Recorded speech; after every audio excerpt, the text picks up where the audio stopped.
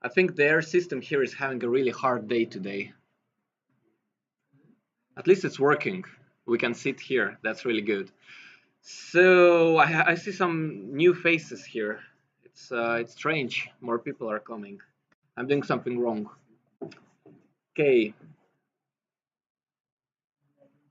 We will have today a few presentations. So first presentation will be from OT and Placeholder Games.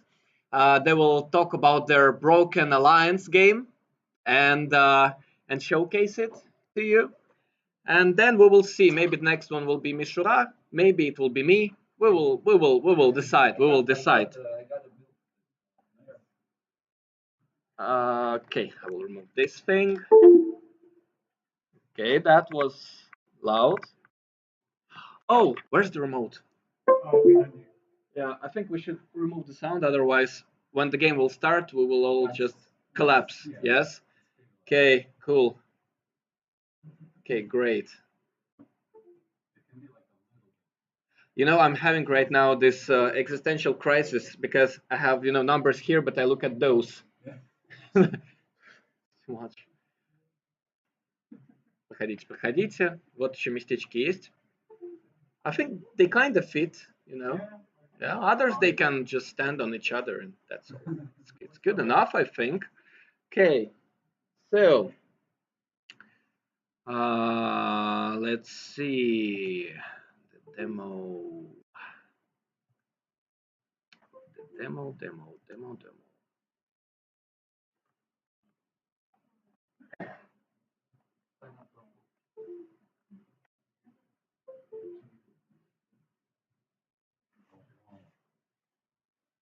This is interesting.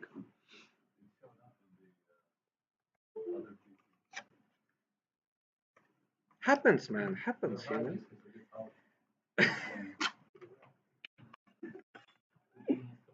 know. No, it's you know, it's just SSD in the enclosure. Hey yo, hey yo. There are 3 seats here. You can move them a bit. Just don't move too much the camera. Oh, we have more seats. Yes, I'm really sorry. We were planning to be in the big hall of the lift, but due to the concert that will start in half an hour, we had to move to this small room because we wouldn't hear each other in that space. So it would be Talent Music Week from the main hall.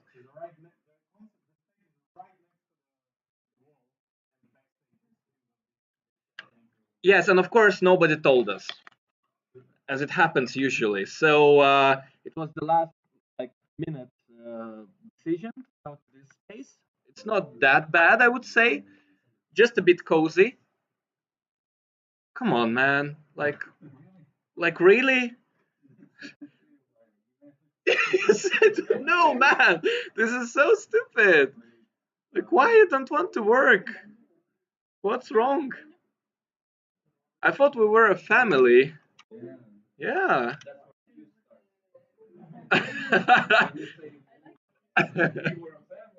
Yeah. And you know, yeah, the SSD just don't want to work.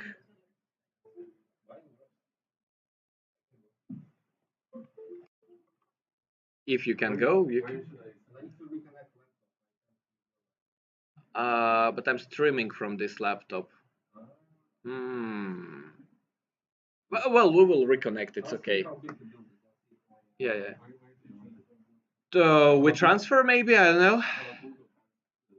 Google Drive is good enough. I think. Yeah. Okay. Let's use that one.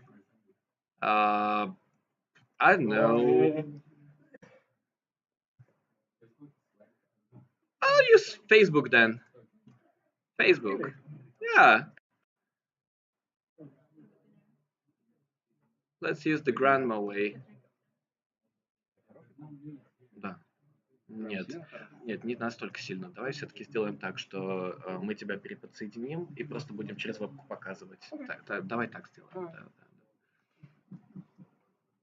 But it's good that we're late. That means more and more people are coming. Yeah. So everything is going according to the plan. We just don't know the plan. That's all. Can someone check in Discord? Do people see us? Is everything's fine?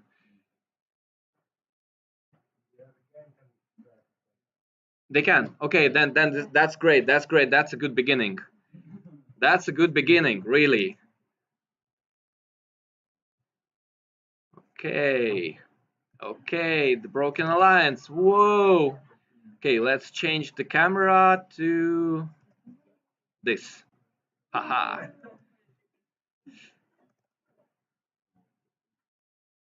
Okay.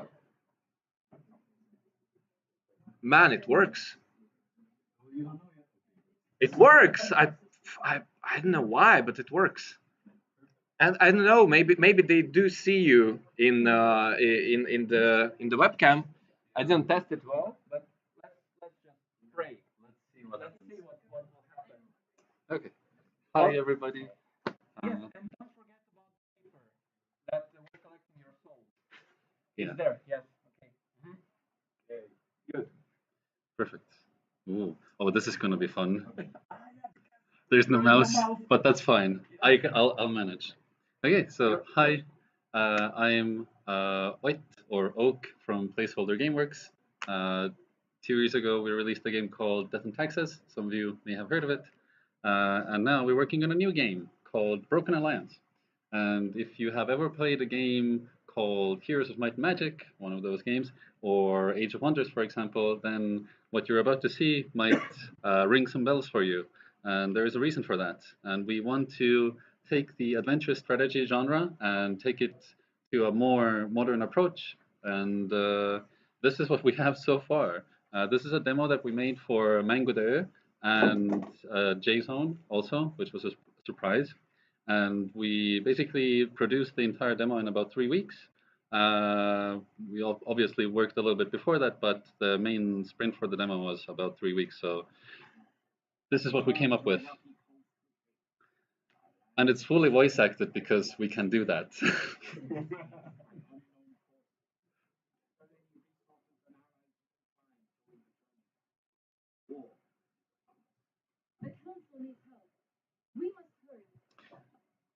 So yeah, this is the game. It's in a very kind of lo-fi pixel art style. What we're looking for is a fairy tale style of visual that would convey the high fantasy setting of the game. And we also want it to be a little bit dark. So if you're thinking about fairy tales, think more about like Brothers Grimm and Hans Christian Andersen and stuff like that. But we still want to have a little bit of like lightheartedness and humor and hope in the game. So we also want to have a little bit of color. The game, yes. So we're trying a few new things in the game. You can click and drag your hero now. You don't have like an exclusive movement area. So that means during each of your turns, you can move your hero around an infinite amount of time. So if you have stuff to do, you can do it without having to pass days just because reasons. Right now, there's actually not that big of a point for having the turns, but it's an important part of the game in the longer term because you will have stuff such as resource income. So there are lumber yards or sawmills, as they used to be called in the Heroes games, and there's an ore mine, and there's a couple more resources that you can pick up and eventually spend. So I'll just do a quick playthrough of most of this. And the goal of the demo is to explore and gather resources so that you can build up an army. And I'm going to cheat here. I'm just going to go here and then talk to this guy.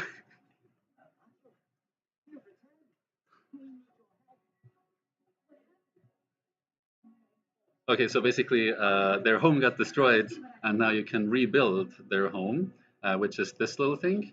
And to do that, you can also drag and drop resources.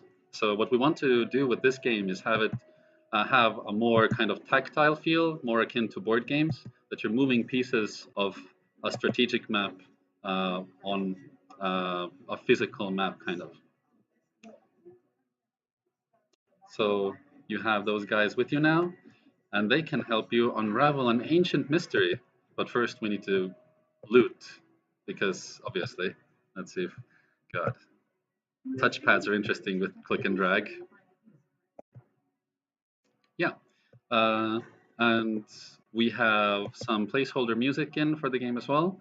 We recently also got a first teaser for the main menu title theme, which I might actually have you listen later, and maybe you can give some feedback on it. But we're trying to design and produce this game from a user experience point of view. So we want to take the user experience first. So we're prototyping all of the very basic input stuff that the player is going to do hundreds, thousands times over in the game, and try to make them as convenient and pleasurable as possible. So there's also, if you remember from old Heroes games, a puzzle mechanic, but it's a little bit different. And oh shit, hang on, I forgot one thing.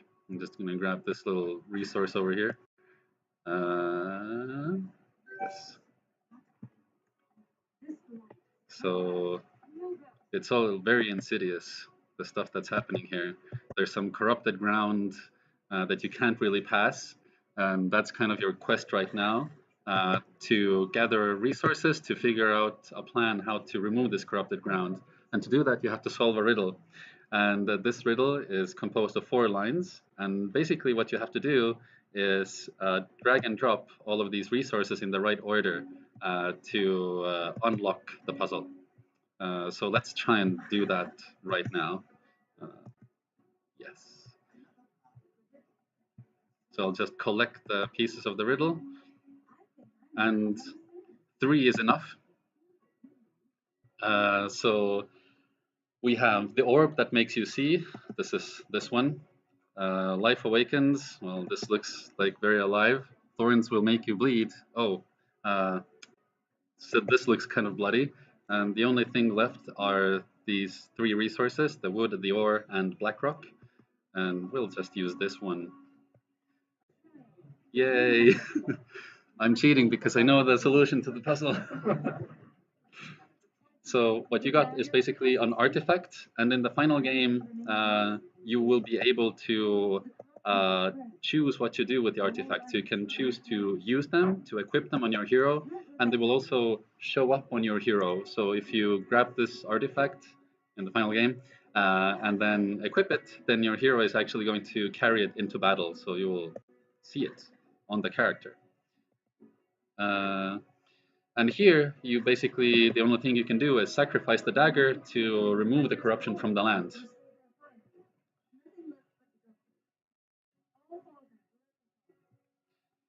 Voila, the way is clear now.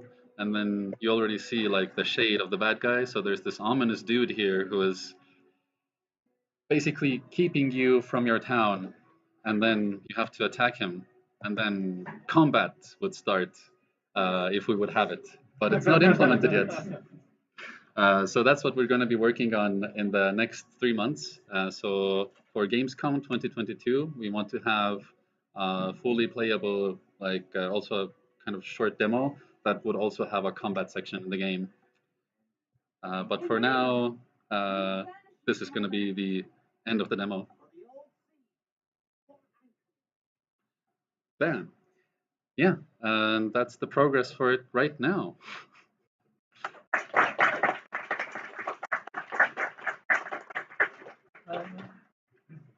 Cool. Does anybody have any questions?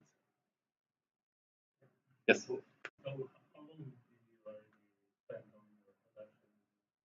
So we started, so Lena and I started like pre-production of the game last year in March, around March. Then that was the point where we decided, okay, let's take this as the next project. And then we slowly started hiring more people on it.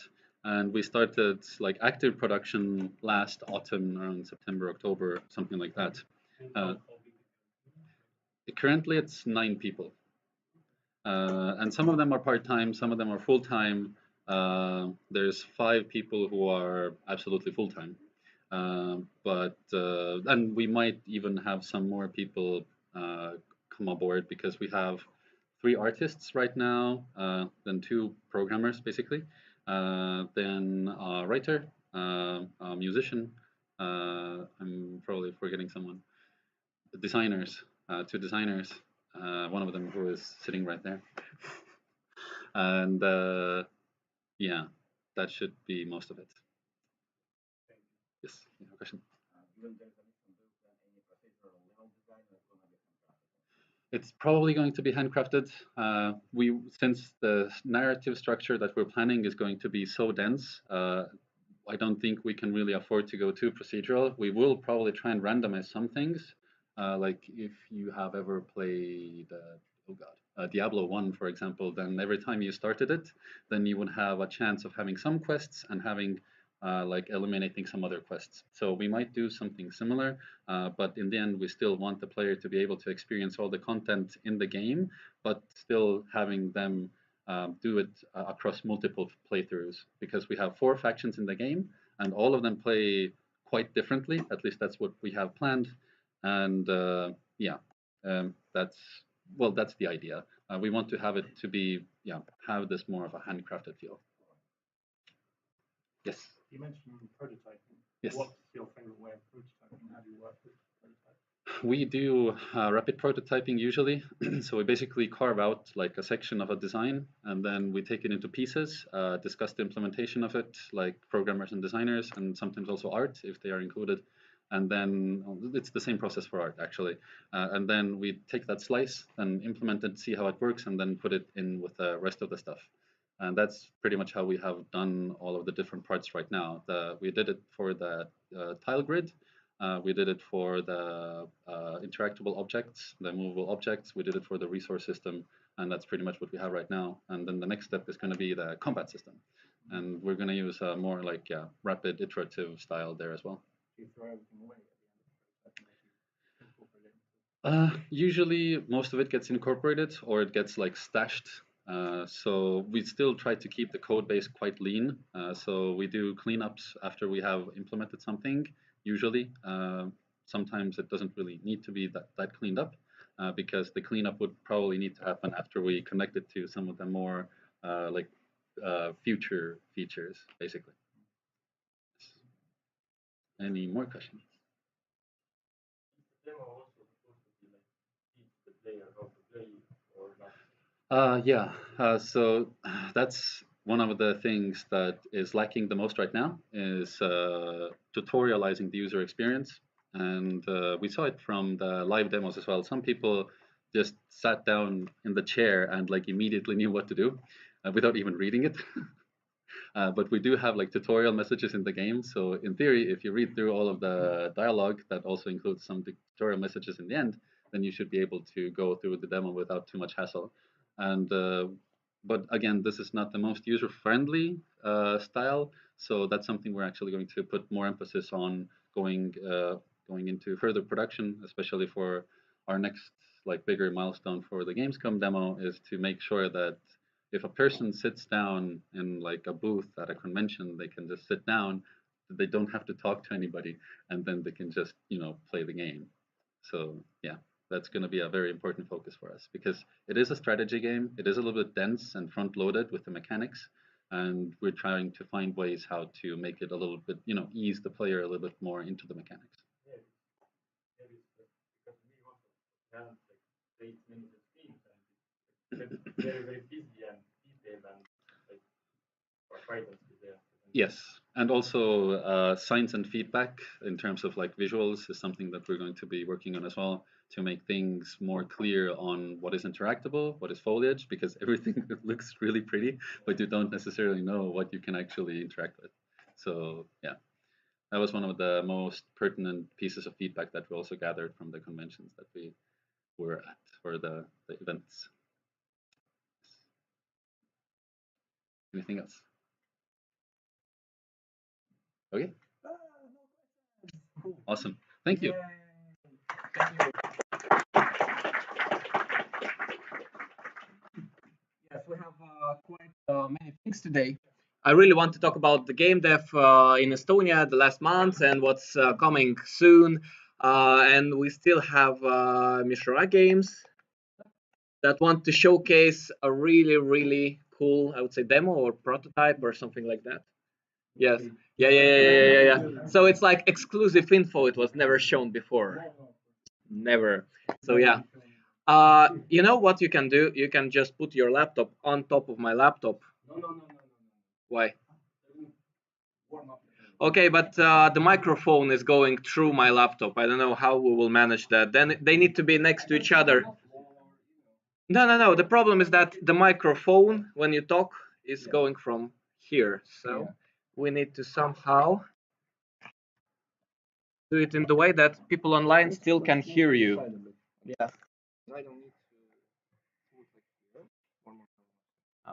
Living on the edge. Okay.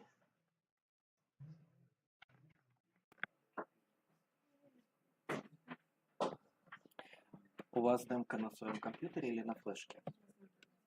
В интернете. Хорошо, договорились. Тогда проблем не будет. Окей. Вот боком, нет. Ну только в руки, если возьмешь, наверное. Мне кажется, провод немножко придумал. Какой провод, извини? Вот так коротко? Ты... Я буду боком сидеть. Не надо вообще, я могу на телевизор смотреть. Все, понял тебя. Хорошо. Я специально поставил, чтобы мы друг друга не убивали жарой своей. Тут 2 розетки всего, поэтому мы с тобой будем общаться.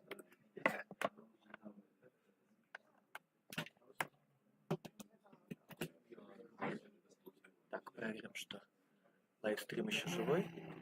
Живой. Так. И он снимает мой десктоп. Радость. Да. Мы очень хотим увидеть твой десктоп.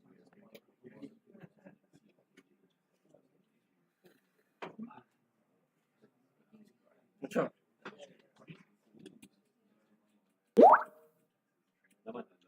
Okay, in my case you can make the sound a little bit louder Okay. if you want. So today, oh my god, I'll look here because it's so laggy on the other one. Effect, yeah. It's super laggy on the other one. So today we're showcasing our game Immortal and specifically the character, main character, how he controls, what he is, what he can do, and stuff like that. I brought it here so maybe others can try it out, play it, see if it's fun for them to mash buttons, because you probably can.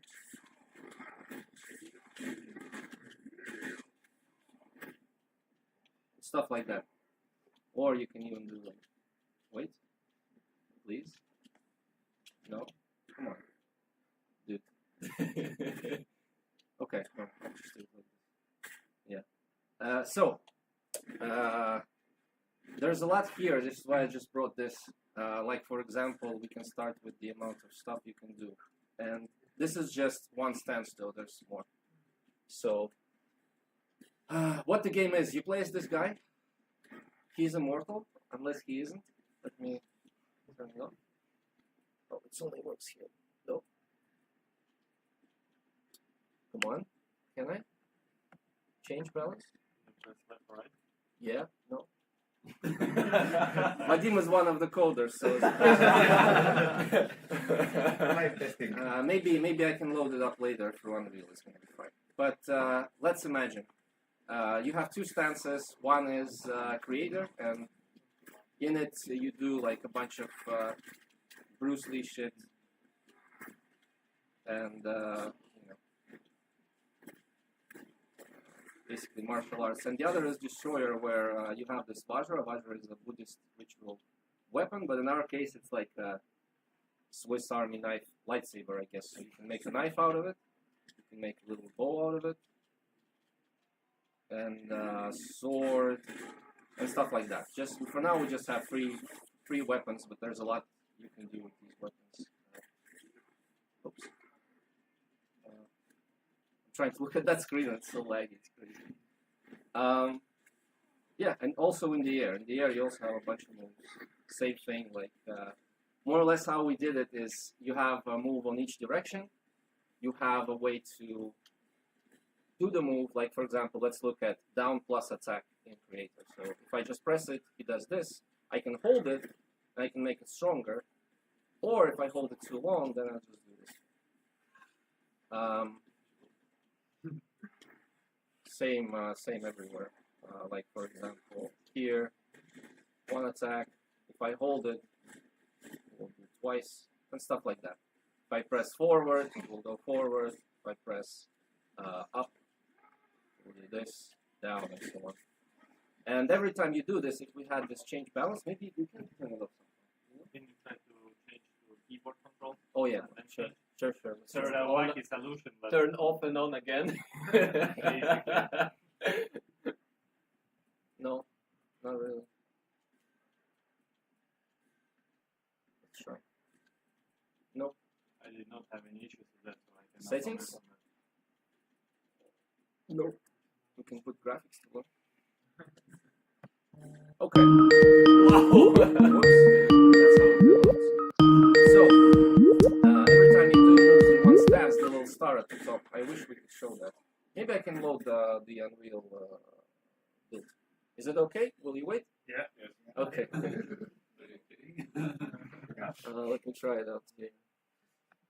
Because in Unreal we can at least fix it. I have a feeling that some of the people don't even know about your game from the beginning. Well, I can show a little trailer, I guess. Yeah, I have a feeling, yeah. I think not everyone's seen this game before. Yes, it's in the works for at least a year already, and it's it has a great potential. And we're all really waiting for the first playable demo right now. Do we have internet? We should for sure have do, internet. right? There is a lift, I guess. Let me see if this one is the correct one. Is it? Yeah, I think it is. Yeah. Well, let's check the trailer. Let's see. I'll load up Unreal after.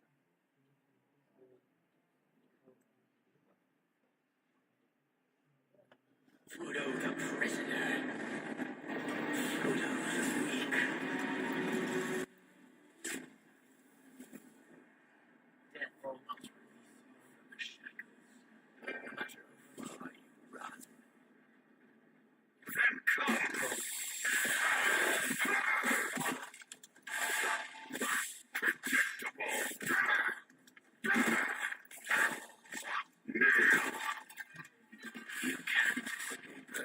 She's coming.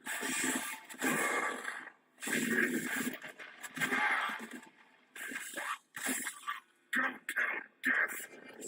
I'll be waiting.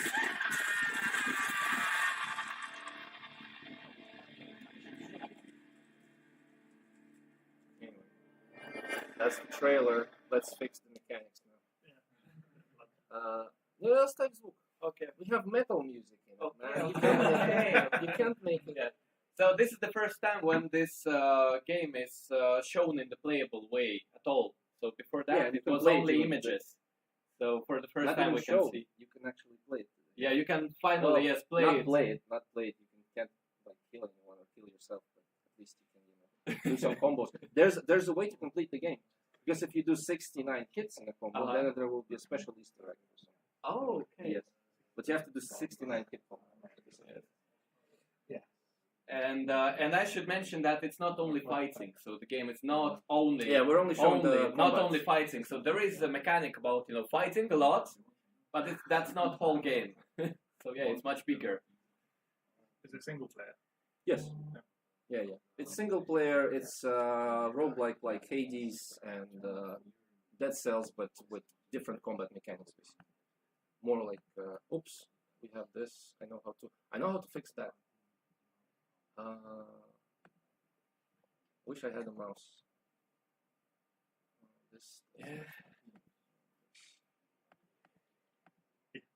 Can you check the Discord just in case that maybe someone got lost or some other stuff? Because I cannot. My phone is used as internet for the live stream. Fine. Okay. I keep looking at that screen because it's so big, and I'm like, I'm off. But it has super delay. Yeah. Maybe there is a gaming mode or something like that, but maybe. Let's try if it works here.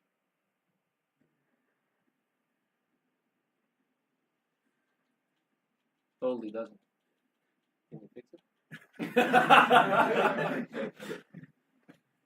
I like the face. It's like, oh. I have not developed the menu screen, so I'm not 100% Can you just turn it on somewhere in the blueprint? Just so it works by default. You can do this. You can do this. It's a live session workshop. So today we're having a workshop. Let's talk about Unreal Engine and why it's so valuable. Yes. Yeah. So Estonia is desperately in need of Unreal Engine developers. And that's why right now GameCAN in Pärnu is planning to open special courses where they will teach Unreal Engine in around like 4 months or something like that. And it's a big project, and right now they just started, so maybe somewhere in autumn the courses will start. So there will be a possibility to go to Pärnu and study Unreal Engine. Yeah, that's Unreal.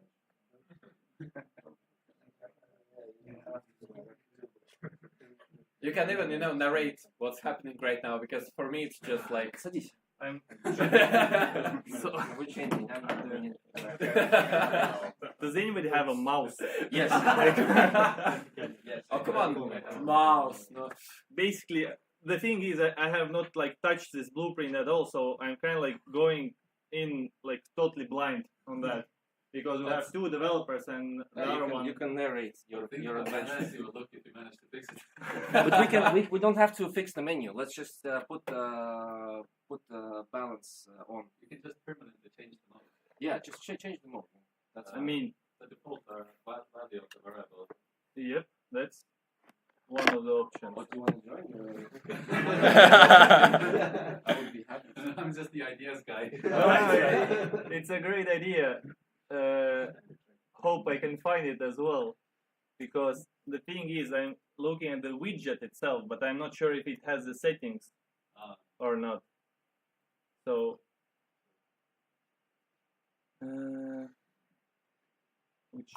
which is of course not commented as well, which helps a lot. The code comments itself. Yep. I can just open the script, the C++, and change it there because I have Yeah, done. go. That's fine. Let's do that. I'll just delete everything afterwards. Sure, let's do that. Yeah. Cool. This is even more code. Let's just break the game. Yeah. That's actually a good example of how it's separated as well, because that's mostly my department right now, or actually only my department because I'm the only coder in the project. And the other guy is not so comfortable with C++, so we kind of separated on that. So whatever he needs to code, so a lot of stuff in code is kind of like controls the game in a way that blueprints can't. So some things he just asked me to implement, and I just do it and expose it to blueprints, which are a little bit more, I guess, faster and easier to do. So right now so basically I'm just removing. Oh my God, what's the keyboard? Yep. Oh. And now to build. So basically, I just removed the block of changing balance. So there's basically, to just quickly run through, there's add balance function, which is there's a boolean turned on, it just returns, it just quits the function. So I'm just commenting it out and it should work. And The empathy is on shoot. yeah, and I'm at the moment explaining people who got lost where to go. It's quite fun. Multitasking. Yeah.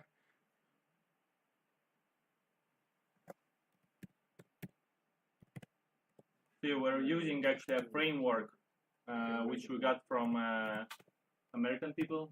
Can we name them as I would well? say South American. One of them is in New York, but they're very South American. Okay. Oh. Well, yeah, basically we got the framework from them, and we're Bolt, using Artforged. We can say it's in the trailer. we're using Bolt, which has all main mechanics and all the balance and all the like extra stuff which we built for ourselves is exposed to us. And we More or don't- less, Bolt is their engine originally to make one-on-one fighting games with rollback netcode, Yep, which we and- don't use. which we don't use, of course, but we do use their Bolt because it allows us to we have as many animations as a fighting game, right? So it allows us to. Can you show the? You can show both. Sure. I mean, the open up. Or I can open up Freddy. yeah, you can. I fixed it as well. So it should be Yeah? fine. Oh, you fixed it? Yes. Hopefully. Wow. Hopefully, yes. Hopefully, Exactly. hopefully. Okay. Okay. Let me go to here. Sudo. And I'll open. So yeah. So this. Usually Unreal Engine doesn't have support for this kind of 2D gameplay or to set it up properly or to go frame by frame. It's very geared towards 3D projects. But the main thing that we get from Bolt is just this amazing timeline where we can set, let me open a better move, where we can set all our phases that we need, that we use in code.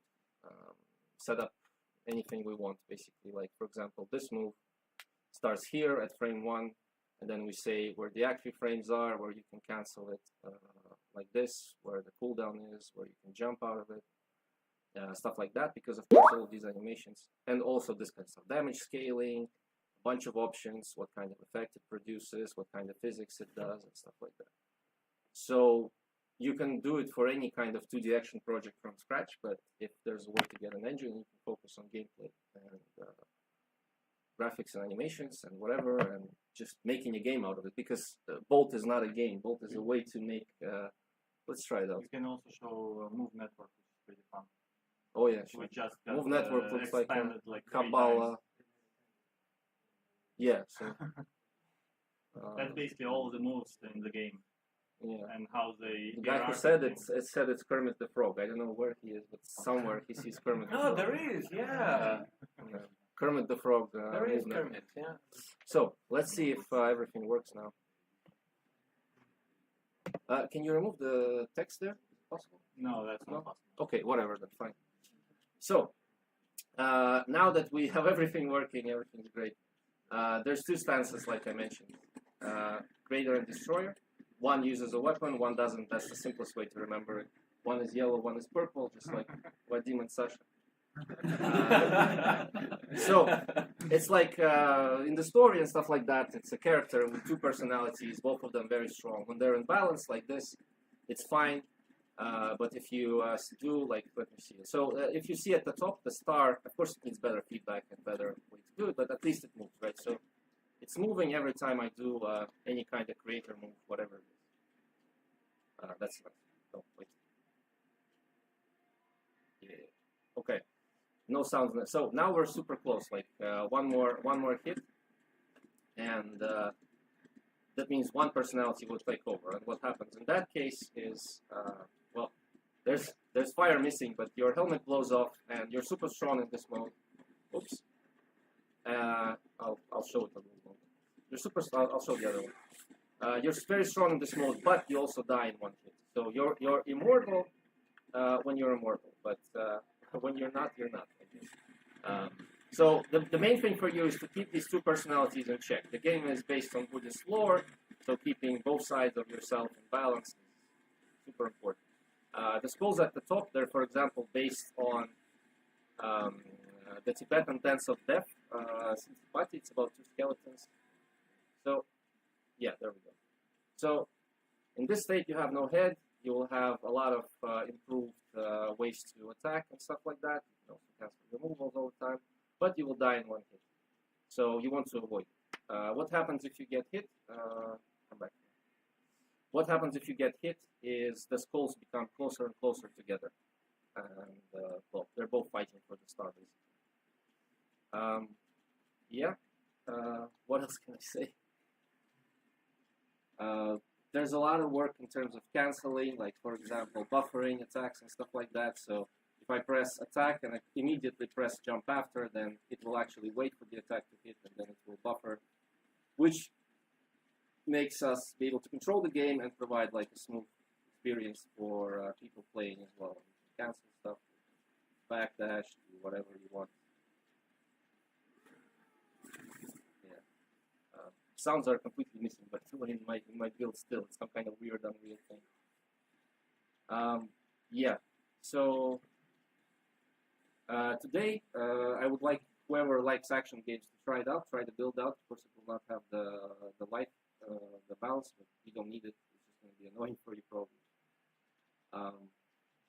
But that's it. Mainly, I just wanted people to try it out, to mash some buttons, try to do some crazy stuff if they can, and see if they can. Because, of course, currently the only people playing this are people who like these sorts of games. So it would be interesting to see that our goal is to not have something incredibly hardcore, but something that everyone can enjoy. Like, for example, there's only one attack button. That's it. So the controls are, oh, by the way, the controls are pretty simple. You have an attack button, and that does all your attacks, depending on if you hold up, you hold down, you hold like back, or if you're in the air or whatever. So yeah, and then there's the stance change button, and it has a completely different move. You can change wherever you want. What's the progression through the game? The progression of the game is the prison story. You're like the warden of Wheel of Samsara. We see it as Buddha's prison for souls because they are meant to be there. And one of them is the Titan realm, as said in the beginning. This is like the Valhalla of Buddhism. And there's been issues and story and stuff like that. And I don't want to get into it much right now. So more or less, you were the warden. Now you're the bottom bitch of the Buddha's prison, kind of. Shut you down, and you need to build up relationships with everyone else, with the gangs and stuff like that. These guys, for example, they're just souls of people passing through, and they really want to die and be eaten by one of the asuras. As you see in the trailer, those were asuras, the one with have face on them. If they get eaten, that's an honorable death in this realm, and they go on the wheel of samsara and stuff like that. And the progression of the game is I don't want to open documents and stuff, but basically, I'll answer your question. Every fight, if you know Shadow of Mordor games, okay, so very close. But I have read the patent and I made sure that I did not on that fucking patent that they did. But the idea is the same. Like after every fight, you get to talk to the guy. If you ally with, you can kill him, and of course that can have effects on other people because they will see even how you killed him. So, for example, if you choose to execute, do execution, and it was let's say a lieutenant spot, then no one will take that spot. Oh no, I'm afraid I will not for 10 turns more. I will not do it. But if you do a mercy kill, then someone else will take that spot. You can plan that your guy is here and then he will take that spot, and more or less you have to capture, because the main thing is if you reach, there's 4 bosses that you have to ally that were your friends before. This is like a prequel story of the actual Buddhist lore of the Wisdom Kings, which I have not found in any language possible, so we're kind of making it. How they became friends, like if you say what movie it is, it's like a road trip to get the band back together, because the bosses were friends once, and now they discovered that this guy is a dick, and you know, he has to prove himself again by allying everyone, of course. Does that mean there's an end goal? Yeah, definitely. There's an end goal. How the game works is every time you die, your moveset resets. So this is like in Hades. So I play, and for example, I put something on the top. So now my top move becomes a bow move or a sword move. Or if in terms of creator, you get extra powers on that. So my stomp would, for example, produce like fire on the ground. Like level up your character. Yes, you level up your character, but the main thing is this resets every time you do, every time you play, every time you die. This part resets, and that's the cool part of it, that you make a new fighting game character for yourself. But what stays is the relationships that you built. So all the guys that hate you, they will still hate you. The guys you make friends. So you try to build up this stuff by dying over and over again, and eventually allying everyone. We have a whole like big loop and big design document, but it's a whole thing. For today, it's more or less about. I hope I answered your question. Yes, yeah, you did. I will shut up now. Any more questions? Great. I will try to do some homework while we see if there are questions. Okay, I don't see any questions. I have a question. Yo, okay. Don't you think that the idea with resetting the moveset every time may be annoying for someone who don't want to like do it again and again? Yeah, then don't play roguelike games. This game is not for everyone. If you want to play games where you keep your progression, cool. But if you want a game where you do keep your progression in terms of the social interactions, that will not show today, but you can show like maybe next time. or in a few months. But the moveset, you keep like, you have a whole entire moveset always to you, so you'll not have a limited moveset. Okay. So what you do is you select your build, like this time, so for example, it's clear in Destroyer, for example, because in Destroyer, everything at the beginning is a knife. So, for example, here, this is still, oh, sorry, that's the wrong stance. We also have to make this, the UI more visible, which stands here. So this is still a knife, but for example, we have the basic combo upgraded to sword, and it's a sword. Or the back move would be some kind of back knife move. We haven't done it yet, but for now, the back move is a bow. And you can put bow and everything. And I think for some people it might be annoying, but for those who want to make a new cool thing every time and kind of be creative in what they do, I think it's going to be fine. But yeah, it's a roguelite definitely. You keep a lot of progress. How are different playstyles of dispensers? Like what playstyles Playstyles, it's not about really encouraging a playstyle because you have to use both of them. If you don't use both of them, then... But I mean, like one of them is defensive or other defensive, one is a close range, another one is like, what is the difference between them? The difference between them, it's subtle fighting game difference. Like one is definitely faster, the creator is definitely faster, and stuff like that. They're not, like at first I wanted to have one defensive, one offensive, but then you don't want the player, it was like a debate, right? Even I have within myself. You don't want the player to be limited to options at any point. So, but you're playing one character, but it's two personalities. So it's basically a mix of two random movesets, and you kind of have to... It's not random, you set them up yourself. But yeah, it's two movesets and two personalities. One, well, obviously Destroyer is, you can see how he's standing, like fuck off, compared to this guy who's more like a ninja and stuff like that.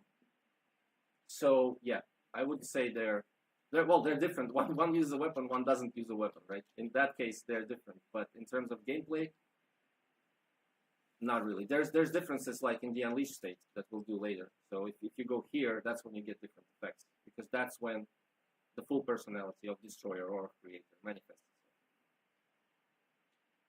And this like final stage of the certain stance, is it like seems to be avoided, or it's just extreme way to play? So it's an extreme way to play because you do get buffed, and you do get the ability. So for example, let me go to this stance. Like here, for example, I can do this move, and I can cancel it, but then I'll have to do a Destroyer. But if I'm full Creator, for example, right? Let me power him up a little bit. Okay, one more thing. So now, actually, I can reset the star, and the star can go back. So if I want to be try-hard, which of course some people would, I can stay in this state and I can just do, like for example, this move. I can just do it. You know, I'll try faster. Yeah. So if you go fast enough, you can just do it forever. But of course, all this time you die in one. So this is just a mode for most people. When they do this, they will just go like this. Fly away, you know. Let me out, you know. I just want out, you know, until it ends. But some people will go in and they'll do, oh, okay, now I can do the mega powerful super combo. Fans of NES, you know, 8-bit style. Yeah. When there is one life. And of course, the thing we're working on right now is the dynamic camera, because I see it's flat, but in some moves we already implemented. Like if you hit this one, you get something. If you hit this one, you get something. There will be a lot more of that. Okay, no questions. Okay, quick.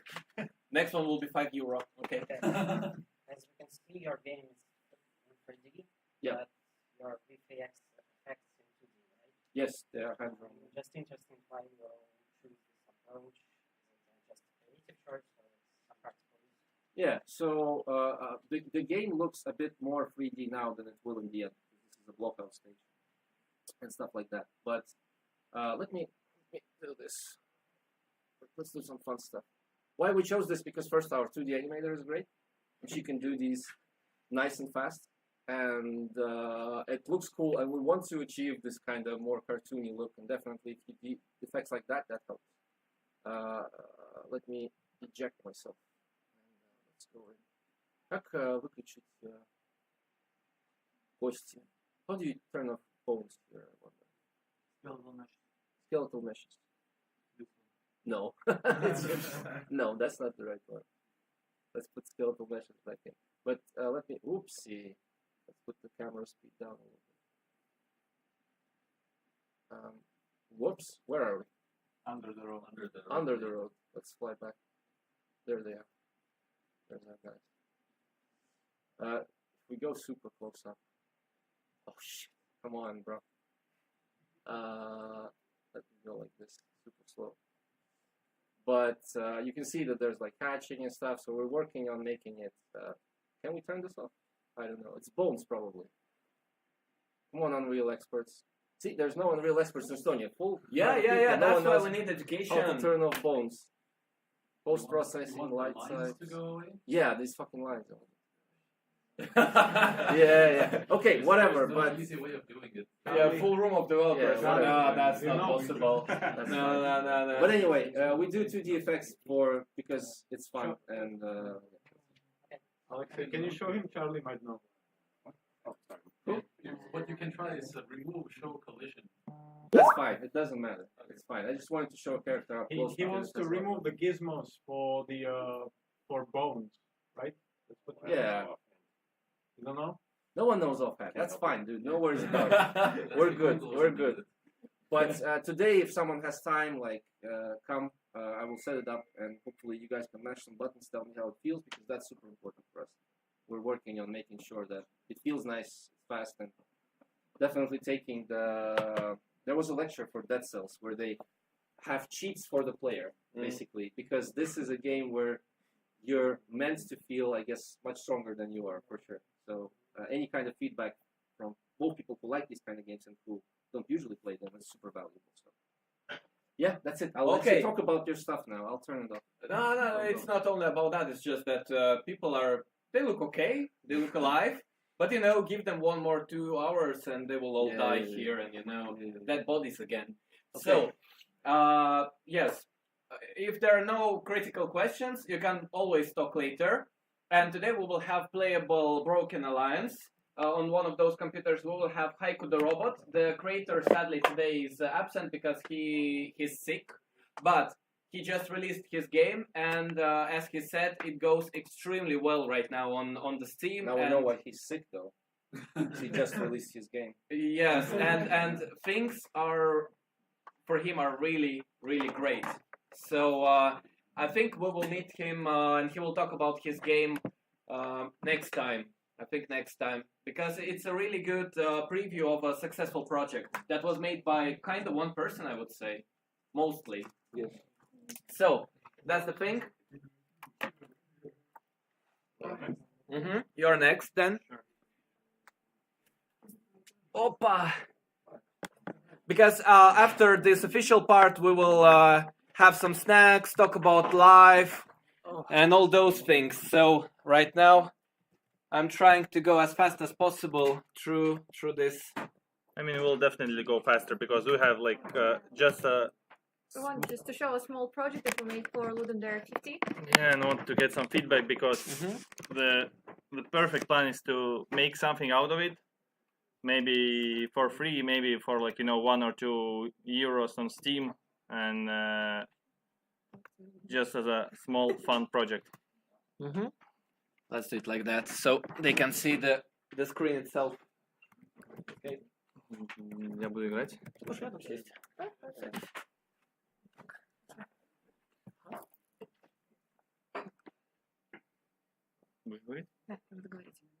So the theme of the Ludum I'll Dare... be playing, she'll be talking. Yes.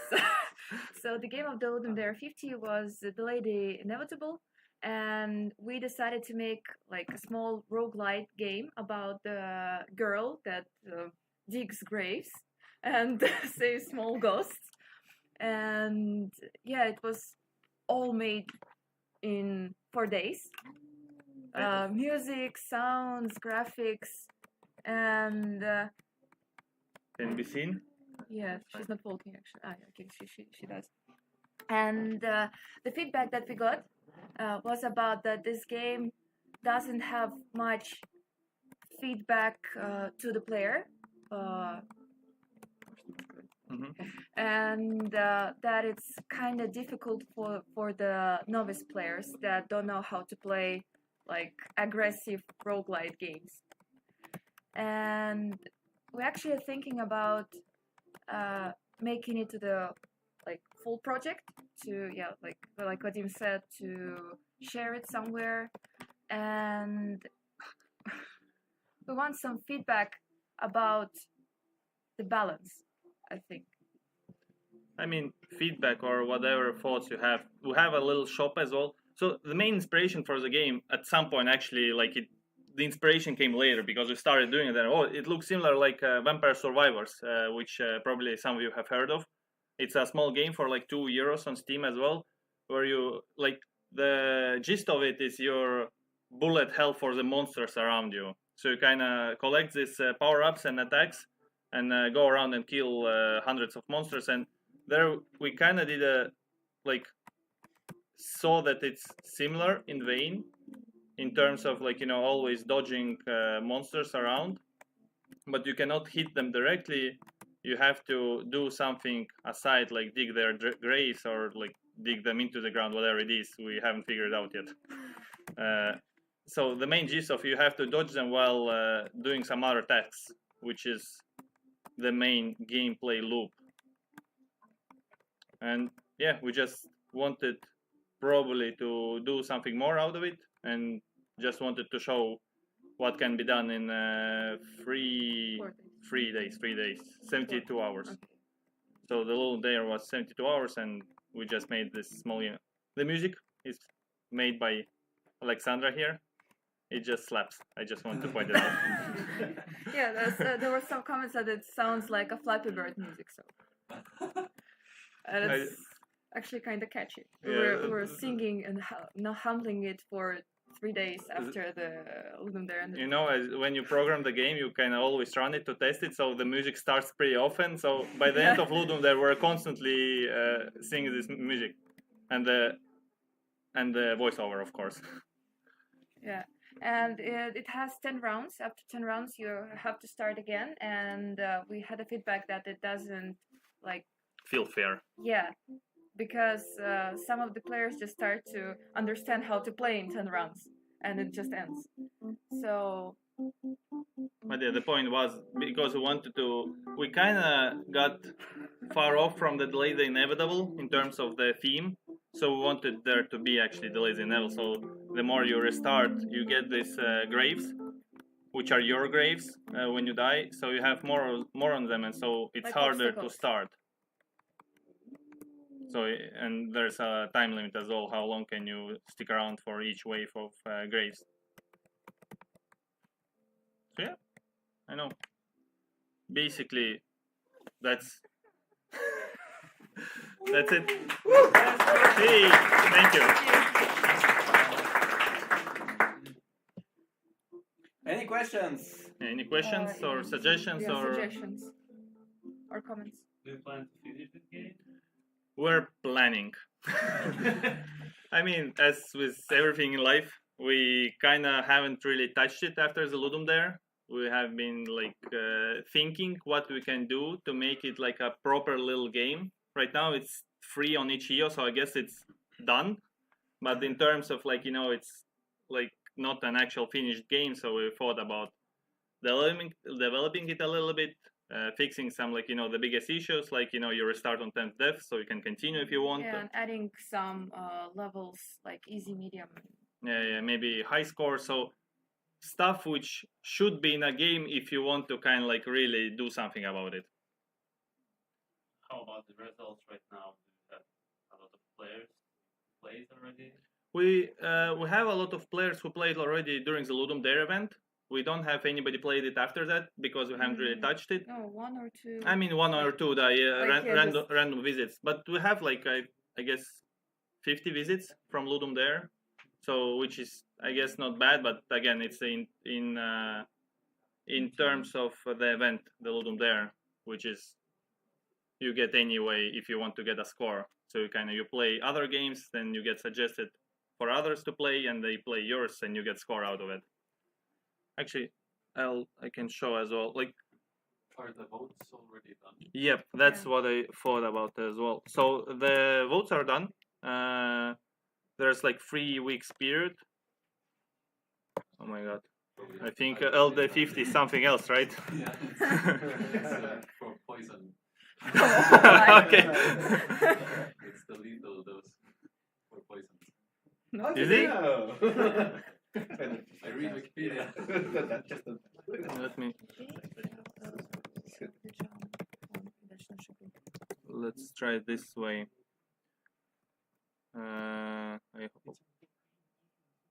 How can I find games? It's easier if you go into the Ludo player site. Oh yeah, actually we can do it easier. We have a link over here. You have a view submission link at the very top. If you scroll to the top of the page. Top Is of the there page. search by name? No, like if you scroll to the very top of the page. Over here it is. Yeah, Yep, exactly. yep. Like that. So yeah, for anybody curious what game like that can score, so basically the highest score we got this game is audio, which is 260, and the second one is graphics, and all the other ones kind of go a little bit far away. The theme is the lowest because we kind of got Far away from it. far away from the theme in terms of like, at the beginning it felt like, oh, it's right in the theme, and then you kind of start developing and you see that it's not really in the theme, but it You happens. just keep it. Yeah, I mean, you don't have time to redo it. And yeah, we got tons of comments as well, which is funny. Some comments are like, like you get some comments like that being perfectly challenging, and then there's like other ones which is like, fun. I liked it and had fun, but it's very difficult. So we have a lot of comments about it being very difficult, and I guess it's also an interesting point of do you listen to what you're said, or do you actually make sense out of it? Because it's not really so much the game is difficult, although his learning curve is really high, but there is not a lack of feedback on how to play it, because a lot of from the comments nobody said it, but a lot of people you can see that don't understand that you can actually move around when you're digging the grave. That's the feedback that yeah. player has. It's Yeah, lack of feedback. animation kind of feels like you have to stand on the place, because then animation plays how you dig the grave. So a lot of players have been thinking that you have to stand on. Yes, me too. Yep. Increase the speed of that animation. That was my Yeah. Yep. well. Yep. If you just haven't do like this, then it doesn't matter. When I tried the game, I think I just died 3 times in a row. And You tried it? yeah, I played it. Yeah, when Oh. you published it in Discord, and I just couldn't do anything. And I just understood that I'm just. No, on my 8th life, I understood everything. You got my upgrades, and then on life 10, you took everything away. And, Yep. that was my experience. Okay, guys, we will have enough time later to discuss more. It's just time is ticking, and unexpectedly we have one more person who wants to very quickly talk about upcoming event. Yeah, hello, please tell us. Please come here because there is a microphone there. And tell us, maybe Mic you check. can show a website or something. Yes. Yes. Where's the microphone? There is no microphone. Okay, The there's no microphone is microphone. just inside of the laptop, so that's why you have to sit here. Otherwise, Okay. online people will not hear Okay, you. no problem. Yeah. Well, I think everyone can clearly hear me, right? I'm Batuan. You know GameCan. I'm Chief Marketing Officer of GameCan. I also run a game industry news company called Mobidictum, and today I'm going to show some things about that and talk about. All right, Estonia. Air ventilation system is just dying. I'm Turkish. I live in Estonia for 8 years actually, and it's really good to see that this much crowd is now following and gathered here for game development. Give me 1 second, please. 1 second. I will OBS. change like that. I think it will be better for online. Okay, that's all. Okay. So before going to show our conference, I just want to share some insights about Turkish game industry, because there are some similarities and really high growth which happened for the last 2 years, especially during Corona. So you know Zynga, right? They acquired Peak Games, which is Turkey's first unicorn company. It was, I think, 3 years ago for $1.8 billion. That was the first big acquisition. So after that, basically all the industry in Turkey, like everyone started to realize, okay, there's some money in gaming, and Peak Games employees left. They started their own companies. They said, okay, we can also make these games, and they started raising another fund, like Gram Games, and then there was Rolik, hyper casual, and so on. Of course, Turkey has a high population with 85 million people, a lot of universities, computer engineering programs, and a young generation, and all of them like to play games.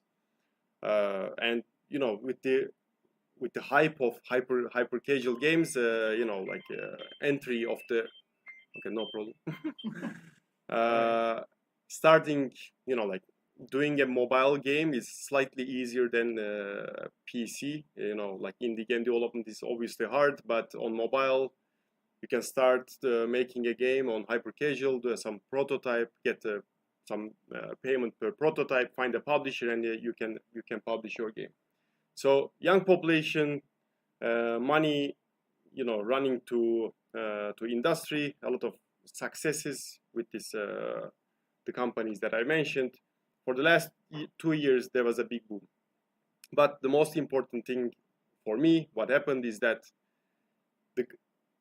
the success of those companies, the know-how of those companies just transferred to other smaller companies, which created this talent pool, right? So for Estonia, since, like GameCan is also founded in 2015, I think like this kind of event, of course, Gamedev Estonia is doing a really good job right now.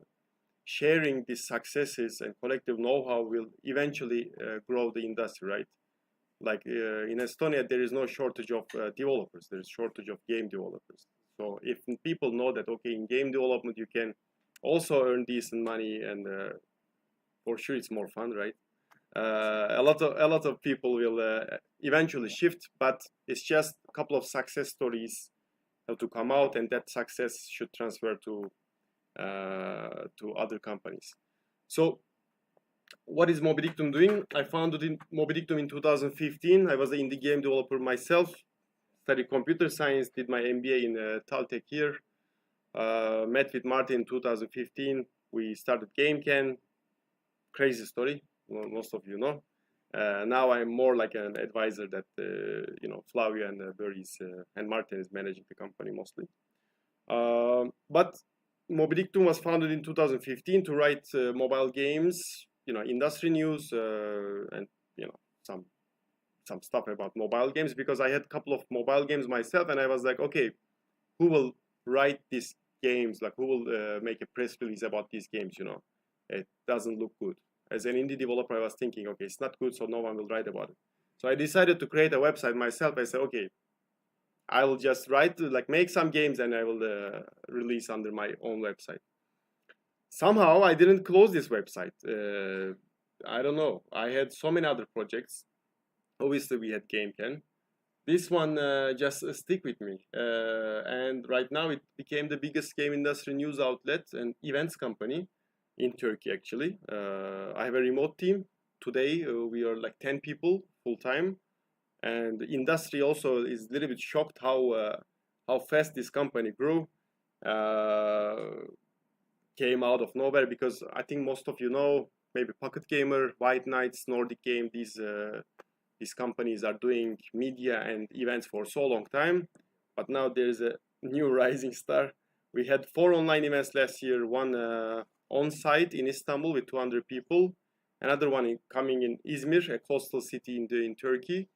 And then we have a gigantic conference in Istanbul on 5th and 6th of September. And all Estonian game development scene is invited, and I will tell you more about it. But let's go to our website. All right, this is a small video actually. Like a show. Well, I hope you will like it.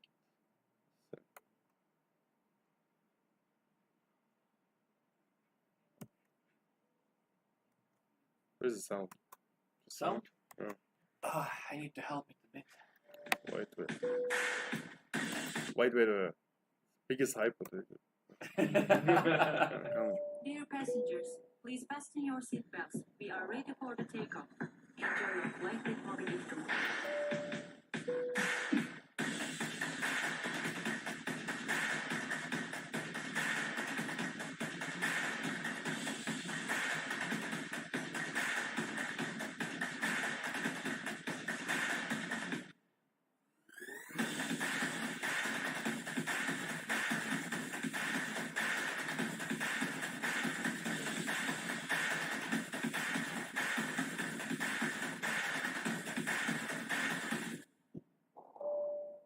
Dear passengers, we are about to land to Istanbul, the heart of Europe and Asia. Be prepared to meet with the amazing game companies in Turkey. Thanks for choosing us. Well, of course, the advertisement is mostly to bring, international companies to Turkey to introduce Turkish community. So, I mean, I don't know how many of you went to Istanbul, but when you look at the world map, it's a center of a lot of places, center of Europe and Asia. So, and the place that we chose is called Haliç Congress Center. It's a really iconic place in Istanbul, not some far away airport hotel lobby or something like that. By the way, I don't know if you are dealing with history, but it's the English name is Golden Horn, so it's a really historical place actually. This will be a full-scale game conference. Since we are more specialized in mobile and Turkish game industry is also more famous with the mobile, the 80% of the content will be mobile, and right now all these sponsors are mobile game companies. But 20% of the topic will be what we call gameverse, not metaverse. Basically like PC, console, indie, Web3, blockchain, and all the other topics which is related with gaming. So what we are doing right now to first make this event the biggest one in the region. I expect all Turkish developers will come, so you can also get to exchange know-how, see what they are doing. We are also inviting associations, organizations from all around the world, and giving some free space and asking them to have some representation. So of course, the Estonia is first to call. You can also see the event venue here. There's some 3D models here, and I will show you if you come and have a booth, for example, where it will be listed. Okay, a lot of 3Ds here. Okay. I mean, there's a 3D version of this, like a virtual tour of this place as well. So this is what we call Gameverse building, but the official name is Para building. You can see it here. It's on the left side. So we are giving free booths for the indie game companies to have some representation. And according to that, we'll also invite, of course, investors, publishers, and so on. There's a party by the seaside. The event venue is also next to sea. So it will be, Istanbul will be warm by that time. You had to start from that, Yeah, I missed that. I missed it. The best selling point was missed. I think tickets are also super. I'm not going to sell tickets right now, but just to mention, of course, there will be a community discount. Don't buy yet. Super, affordable, and there will be some organization that we'll do together with Gamedev Estonia, but you can also apply by yourself, and then that will be under evaluation. Next year, we are also thinking to do events abroad, like a meetup, a single day event. But the idea of these kind of events is basically for you to have access to publishers, investors, service providers to, first, of course, meeting with other game developers and accessing to these so you can make business out of this, right? And I think that's all. Do you have any questions? How much are Istanbul Back and forth is 250. You know, you can do like a. That was average. I never went. It's lowest 250 right now. Turkish Airlines 3 hours. This event is in European side, and there are like a lot of hotels around. 250 for flight tickets. You can, I don't know, come on Saturday. There's party on Sunday, and then do a week, enjoy Istanbul. Then buy a lot of sweets. I want to go with you to Istanbul. Where you come, yeah, yeah, that's possible. Martin is already like, okay, I won't leave your side, The Yeah. plan is that Gamedev Estonia, with the help of EAS and IGDA Estonia, will cover the tickets, so you will not have to pay.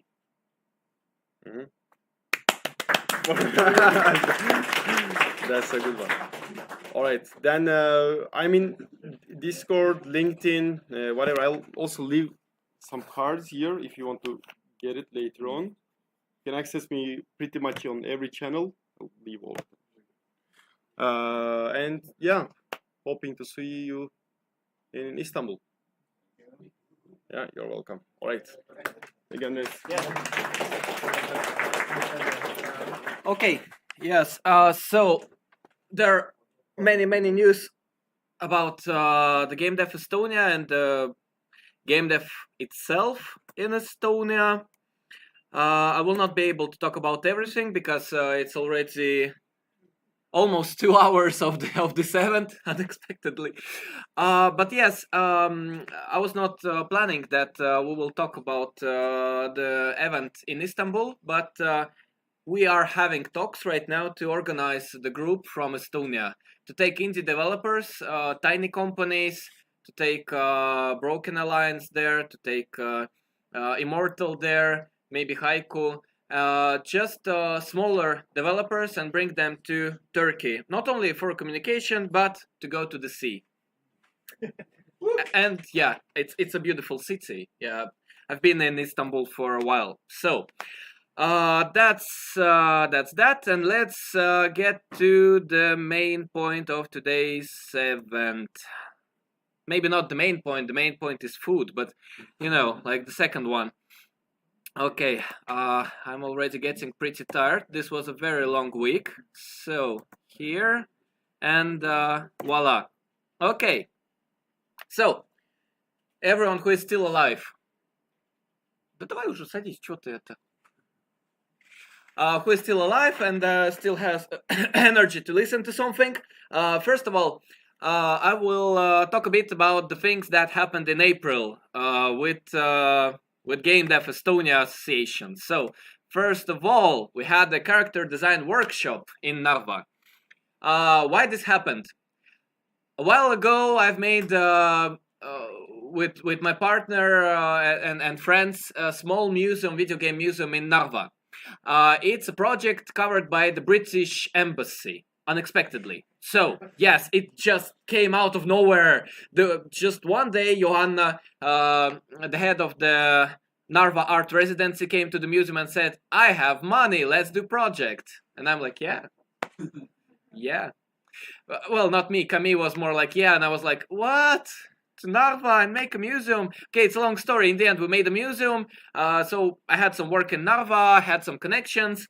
We went to Object, this kind of pretty cool startup place in Narva, and I had some talks with the teachers in local school.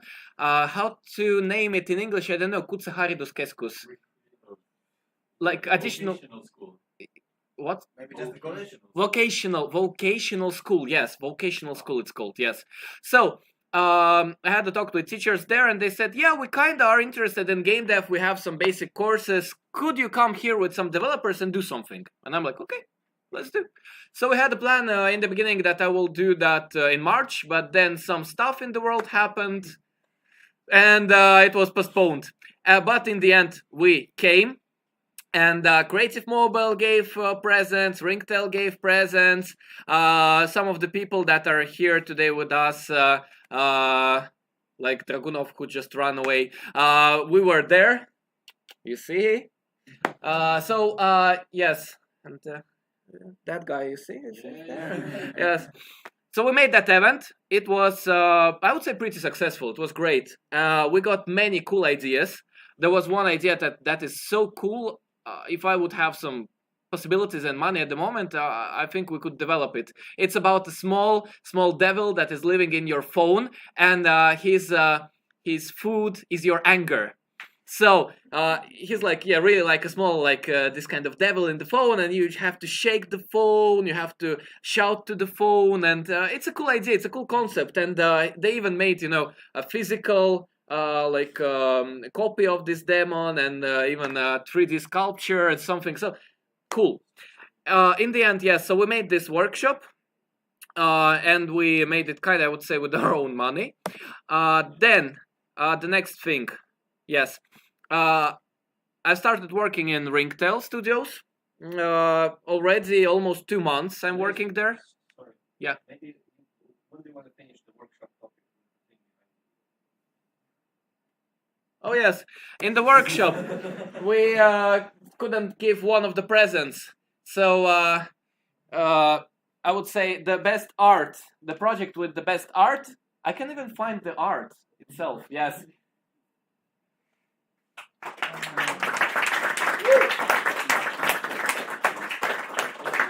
So, voila. Yeah, interestingly, without any, I would say, additional funding, we had pretty good presence there. So the best idea got Oculus headset, Oculus Quest 2 from Creative Mobile, and then other groups, they got presents like Razer keyboards, mouses. So everyone got a present.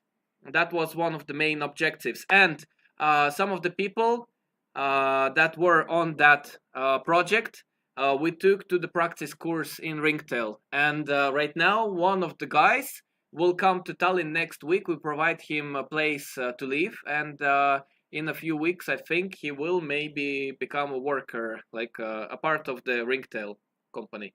So that was this test of the workshop that we would be happy to do again in other cities. What we need is contacts. We would be happy to go to Pärnu, to Tartu, to any other city, really, and to do the same workshop that took 2 days, and raise more awareness about the game dev, give more presents, and maybe get more people to work in game dev. So next thing, in Ringtail right now, I'm the head of the educational program. And we started building very nice, this kind of space. Here you can see a beautiful painting on the wall that was made by this beautiful person here. Yeah. So, you know, we're all interconnected. We're trying to work with each other, to help each other, and do something cool. So right now, we started this course, and in the office, each day we have 10 people, 10 students, and 10 students are online, so it's combined. And I'm the author of the idea, but we have a really good teacher, Georg. I had to persuade him like for 2 weeks to take this job, because he really didn't want to take so much on him, but in the end he agreed, and now it's great, because already 4 weeks passed, and only one person left. And in those 2 weeks, we got 2 more. So we found other people who have some kind of experience in 3D, and put them into the group. The people who started this 3D course had no experience previously in 3D. So we're starting from scratch. And in 1.5 months, we're planning that they will become junior position 3D artists. So 1.5 months to make a 3D artist from the person who has no experience. That's the plan, and it's working at the moment. But of course, we have some people who have some experience, like this beautiful person. He just came to our course from minor. He applied to practice, and there was a space because that guy left. So yeah, so he came in. So that's what I'm doing right now, and we will expand, definitely. So next thing, started doing group visits from students right now from Narva, because we had a character design workshop there, and because we already had some kind of connection there. The students from that school, additional education, blah blah blah, vocational school, came to us, and then there was additional visit from Shark Studio, and then minor course. So students are coming to Ringtail and Creative Mobile, and then they go to our video game museum. So that's a full day program. They come to Tallinn, they visit first Creative Mobile, they learn about, doing VR games, maybe NFT games, just game dev. And then after that, because Creative Mobile and Ringtail is just like, I don't know, like 5 minutes by walking, they go to Ringtail, and we tell them about, 3D art, assets, low poly, high poly, baking, like what possibilities that gives, texturing. Ты у нас кто? QA in Ringtail. Yes. So we explain them what is that job, like what do you have to do, how it looks like, and try to explain to students that there is this possibility in Estonia to do 3D modeling. And then they go to the video game museum and just play some games to relax after such a heavy day. So this group that's on the pictures, it was around 45 students. So it was pretty hard to take all of them in one sitting. One more time, I really would like to have more students from other cities. It's just we need to make connection with some universities, schools. We are happy. We will help. We will take them. We will talk with them. We will play some games with them. Easy. Just need to make this kind of bridge. So, next one. We started to go to some news. So we will be in Postimees Nova. Then we will be on ETV Plus, and just yesterday I was on the podcast, this Puhata ja Mängida, and then there is some other news sources. Yes, so we're trying right now to start talking about the game dev at all, like to remind that, we make games in Estonia. Whoa! So then, Mango and J-Zone. It was quite fun. So I had to prepare on Friday this corner, like this whole room for the J-Zone. Then we went to Mango. That was the same day but night. And then at 5 o'clock in the morning I took the stuff, and 10 o'clock from 5 to 10, so I've slept like 3 hours. I've put it back to J-Zone. So it was like day, night, and day work day. And the computers were built from parts that I found on Facebook, and they're still standing there, those computers. They're built from just, like, please don't look in my computer what's inside of that stuff. But it worked. It worked. And it was, again, made more with passion. And with Mango, I would say we were even sponsors of Mango. And we've put like new releases: Haiku the Robot, Broken Alliance, Artist's Life Simulator, and Blastronaut. So 4 games that are released or being released this year. Maybe your game is next year. Yes, but still, like those games that are upcoming or just right now released from Estonia. Real games. Yes, so that was quite an experience, I would say, and I really truly believe that we should do more of that. We should go to random events and just showcase that there is game dev in Estonia, because otherwise those local people, those young people, like on J-Zone, it was like a few thousand young people who are interested in different cultures, anime. It was not only anime, there was like, I remember Warhammer community, and there were some other communities. They should see us, that we're alive. We're there. We're not dead. It's not only Disco Elysium in Estonia.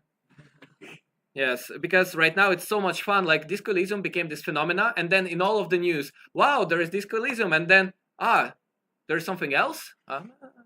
So that's the thing. Then, okay, plans. There will be, is it 100% that there will be Pärnu Games Incubator or not 100%? Yes? 100%. Can you come here and tell a few words about... Of course, thank you for letting me know. Yeah, so right now we're talking about the future that's coming. Not only what was made, but what's coming. Hey everybody, thank you for this great opportunity. A few words. I'm not saying that you have to make a beautiful presentation of live, but just like a few words that, what's that? What's the Pärnu Games Incubator? Okay, thank you very much. The Pärnu Games Incubator 2 will be arranged on the summer in Pärnu. Last year it was the program that brought me in Estonia. I'm originally from across the bay, a place called Finland, and that tells something about my vocabulary. Exactly. We will take, I guess, 6 to 7 most promising teams from Baltics and Nordics for an 8-week incubator program. They will get mentoring. It will be this time mostly online, but on the last week, it's a week before Tartu Startup Day. We are bringing them in to the Pärnu, and they are having a demo day event where we invite some people across the Nordics and Baltics to hatch some good ideas how we bring the Estonian game development up, and maybe some beverages also. Yes, and there will be definitely a party. Definitely. Yeah. Yeah, I guess so. It's still a little bit smaller than we want because there is this pandemic going on yet. But on the next year, it should be a full-scale game dev festival with lots of people, and there is a beach also. Yeah. So follow up the Gamedev Estonia, so you will know more as we build. Mm-hmm. Thank you. Thank you very much. Jonas is responsible for communication between Estonia and Finland, and not only Finland. He's working with Latvia, I would say, Lithuania, and right now he's writing with them application to European funding that will maybe go through. Who knows? But we're trying our best right now. So this game incubator is very, very important for us right now. So I have a call for, it's not third floor, it's fourth floor. It's a very good person coming. Oh my god. Fourth floor. It's That Robert. yes, could you please help him to come here? Please. Yes, really would be great. So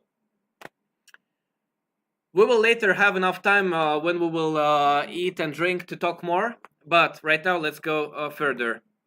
So the Ringtail Academy, that's from my side. So Ringtail right now, it merged, I would say, with Magic Media last summer, and right now Ringtail has office in Tallinn, in Moldova, and there's coming one more office soon. So Ringtail is expanding, and right now the company is having this kind of tactic to bring more people in, more junior position artists, to give them opportunity to grow, and at the same time to get bigger contracts. In that sense, it would really benefit Estonian game dev, in the sense that, as you may know, we don't have many game dev companies in Estonia. There is altogether, you can always talk with me about that, because I've made the report about Estonian game dev. There are 41 companies, and I would say around more than 50% of those companies are 1 or 2 people. And then around 25% of those companies are like 6 people. So we're really in Ringtail right now trying to expand a bit. So Ringtail Academy, will be different courses that are targeted on specific topics. Right now, the first one that we're doing already, the first try, is 3D artist, junior position. To make very quickly from 1.5, 2 months from a person that has maybe some knowledge about Blender 3D, a real professional, I would say, maybe like not professional, but at least a beginner that knows Blender 3D very well, knows Substance Painter and Marmoset Toolbag. Then we are planning to make courses about Unreal Engine again, even for the people working in industry, to go and in a few months have this kind of new practice to get in touch with the new version of Unreal Engine. And then there are many other things like ZBrush, and even we're thinking about having specific courses with just there are many workers in the company who are asking for that, to know better how to work with human skeleton and proportions. So there are plans not only to work directly in this game dev sphere, but like as whole, to have courses that can help local game developers, even if it's a real drawing anatomy of a human body. On that, because there's no one to hire who actually knows how to draw it. That's the thing. Same thing in Ringtail, yes. It's the same, because people say, "Oh, I can do textures." Yeah, you can do textures in a program, but any kind of knowledge, artistic knowledge, when you know the technical, the same with animation. Yeah. People say, "Oh, I know Maya, I know all the plugins." Yeah, but animation is shit. Sorry, because you don't know the principles, you don't know the artistic side. So please, paper lessons for people who do stuff on computers, please. Yes. So that's the plan. That's the plan, and right now we're trying our best, and we're starting from scratch. And it's really great that I would say Magic Media gave this, I would say, opportunity to Ringtail to invest in education. And right now, of course, the practice course that we have at the moment is for free. So students, they don't pay anything, but we don't pay them. So it's more like, they work and they study for free. I think everyone is happy in that situation. And in the future, those next courses, we will try to do them free or extremely cheap. So the plan is that if the person is going to Ringtail Academy, he doesn't really need to spend so much money to do that. And one more thing is that all the lessons that we're right now having and will have in the future, those are hybrid. So they are in the class, but then there is a camera, there is online, I would say live stream of the lesson, and then it's recorded and you can revisit the lesson later. So we have people with children, with job, one person is working sometimes in night shifts, other person works 2 days, like 2 and 2. So different people with their own life, they can take the course. That's very important for us. One more thing that's coming, Game Wave Festival that was held in Latvia last, it was summer? September. Ot was there. Was it cool? It was pretty cool. So it's basically like, let's say, a hybrid B2B, B2C kind of conference, but heavy focus on B2B. It connected people from educational facilities, from game dev companies, publishers as well, and it had also some seminar tracks, for example. So generally, it was pretty nice. It was in Jurmala, which is one of the resort cities in Latvia. It was pretty cool there. The people were very interesting, and the content was really good. So hoping they can replicate or even improve that in Estonia. So we had the call with Latvia, and the plan is to bring this festival this year to Tallinn. It will be maybe in Tallinn hotel, but right now I will be helping them. So it will be a co-working situation with Latvian game dev, and we will try to make it bigger, better, and maybe have even better venue than Tallinn Hotel. But even in Tallinn Hotel, I think it's not bad at all. So this will be a full-scale, real game dev festival in Tallinn, and it's coming this October. So we will have a call with Laura, yes? Laura, yes. With Laura next week, and we already started working on it, and we have big plans. I hope everything will go through and it will happen. I think it will happen. There is no if. reason why. Yeah, it will. It will. It's just depends the like we will see how big, how long, but it will happen. So, and then there is this plan to make Estonian Games Expo this summer. Yes. I don't know why I'm so crazy, but I'm planning to do that. I just have this this feeling that it has to happen, you know? It's a reality. It's a reality. So, Estonian Games Expo, it's possible because no man, I will not answer you. Можем ответить? He's from Ringtail, so Estonian Games Expo, it's possible because right now I had a meeting with IGDA Estonia that was passive for last few years. We had a talk, and I told that I will be happy to continue IGDA Estonia activities across Estonia and outside of Estonia, and we can cooperate. Gamedev Estonia and IGDA Estonia can cooperate, and we can use the remaining EAS budget and put it into a good use.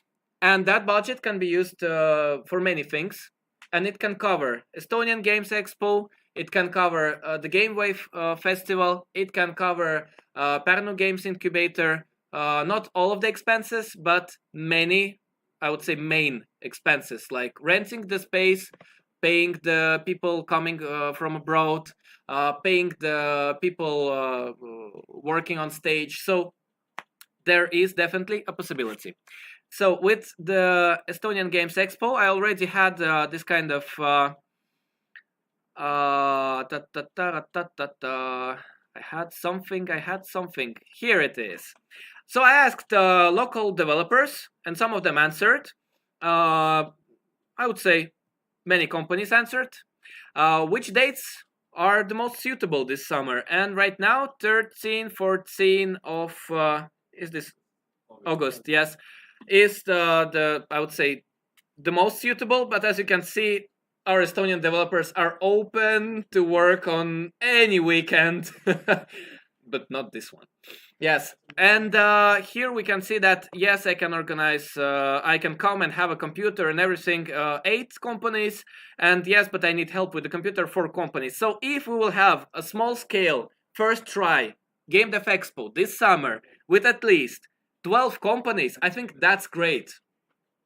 I don't want to make a giant project. I don't want to put crazy money in. I just want to start something.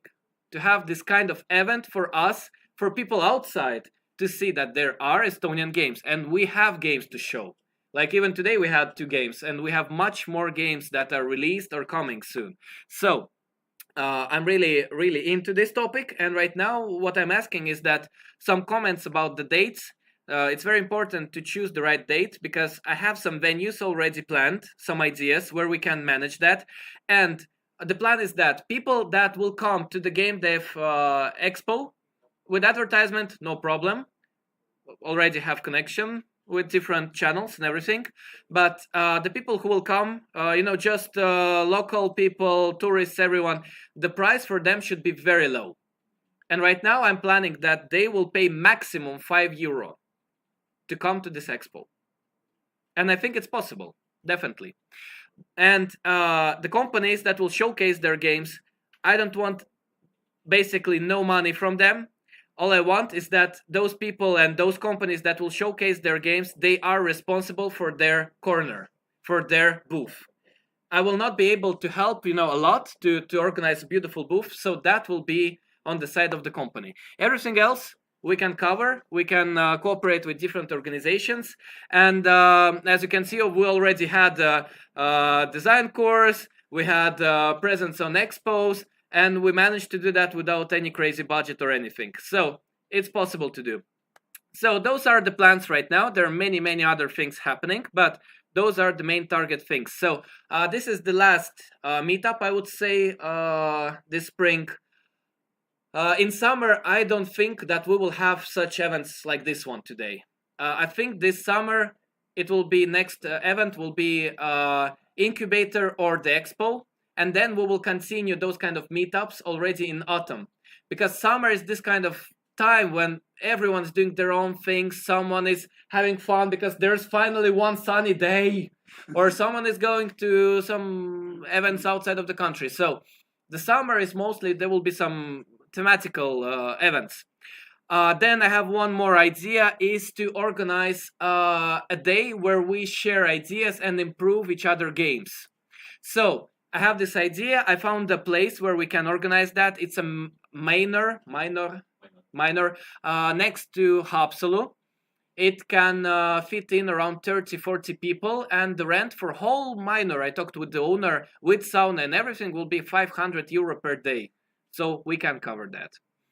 So the idea is to take developers who are willing to share and to cooperate, who have some projects right now active, put them all together in sauna, have some beer, and talk to each other and improve each other ideas, you know, to share the experience. Because we have here one very successful project already with Deaf and Taxes, that's for Estonian market is very successful. We have Haiku the Robot that is right now very, I would say, successful. Then we have Office Management 101 that went very well lately. So we have those stories, we have that experience, and we should share that and cooperate. So I will later give more information. It will depend on many factors. It will depend on the cooperation with different organizations, I would say like that. But there are definitely plans. So those are the main things I wanted to tell you today. And yes, what's important, please, if you have some ideas or news about your games or projects, give them to us, to Gamedev Estonia, because we are right now like officially 2 people. Yes, and there are some other people helping us, but they have their own companies, of course. So we cannot search constantly for your projects. Like Haiku the Robot, I found that project myself. And we started talking with each other, and that's how we built some cooperation. But I cannot do that constantly. So please come to us, tell info, and we will work out something. I got information that there will be a game jam in Tartu very soon. And they invited me to talk about the game dev, to go there, to maybe even look at the games. And I will go there, no problem. But then I know that I should go there. And the other thing is that you can always become our patron and support the activities. It's not about the money. It's about the members. That I can tell that MaruVR supports us, supports the activities, that GameCan supports activities, that those other companies and other people do support what we do, that we're not alone, that this association is not just, that's all. And another thing is that right now, officially, the event, the organization itself, the association itself is funded by 3 companies, and that I should mention. GameCan, Placeholder, and Ringtail. Those 3 companies are giving, right now, I would say me, money. And I have to be very careful with that budget and try to do the most out of it. Right, you know that we have this report made, yes, about the Estonian game dev, and originally there was a plan to print it, to have a printed copy of the report, but with the budget that we have right now, if I would do that, I would not be able to do any events with you. So we need to think all together. You should, if you can, help me a bit, where to find more money. So that's another topic. It's about the future. Like if you will have any ideas with who we can cooperate or from where we can fund some of that stuff, tell me please. So I would say that's all from me. Do you have any questions? Oh my God, everyone's so quiet. I was so boring. No, really, no questions. When everything ends. When we end this ended. That's the end. Yes, we ended. You can eat some food and drink something. Okay. So yeah, if you have no questions right now, then that's the end of the official part, and then we can cooperate more in that space there. And for everyone online, I will turn off the live stream at the moment. I think I will read some comments and turn off the live stream. So yeah, voila.